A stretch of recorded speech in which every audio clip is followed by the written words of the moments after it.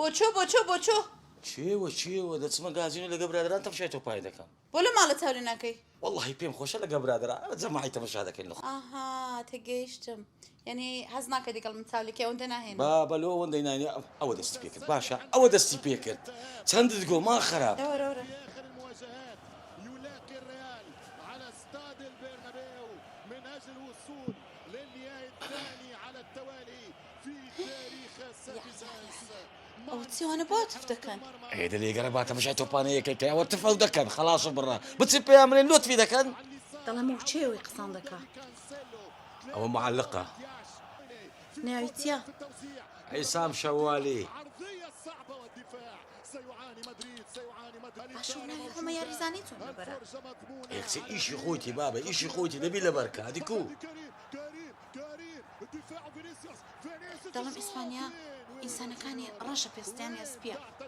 سپینە سپی بابە هەمووی دەلێ قاقزن هەموو دەلێ قەیماغن. ئەدی بۆ ڕەشە خۆ ئەفریقی نییە. یەکسێ بابە ئەو شەنسیە بۆ کە تا ئیسپانیایی یعنی بچم بی بەمەوە ئەفریقیایی.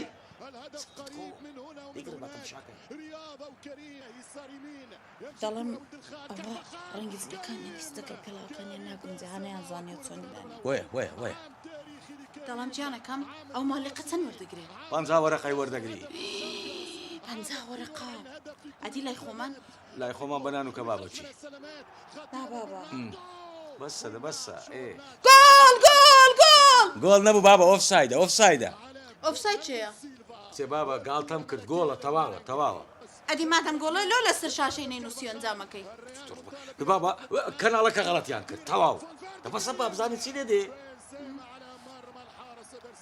دەڵم گیانە دەتخوا لەسەر دڵم دەمێنێ ئۆفساید چییە؟ ئۆفساید ناوی مدەریبەکەیە مدەریبی نادیەکەی تەواو بڕە.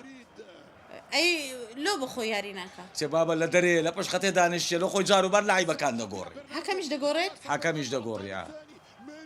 دەڵم گیانە ئەدی ئەو دوو نەفەرە چێن؟ هەڵدێن ئەلەمیان پێیا لەوێ. مزاهرەیە. زاهرەیە؟ ئەی هاوار ئەمن هەر بڕۆم باشتر. باشە گیانەکەم باشە. قسەی دەکەی؟ وعد دەتەواو. دیگرە با تەماشاکەین بابە بابزانم ئەوە 3 گۆڵیان بە فۆتاندیا 3 گۆڵ یەکیان پەتەریش عمودیدا ڕۆیشتێ. ئۆخای خودەنجی نەما کڕ بوو. دەڵم گیانەکەم بەڵێ یەک پرسیاری ئەخیر لێ بکەم.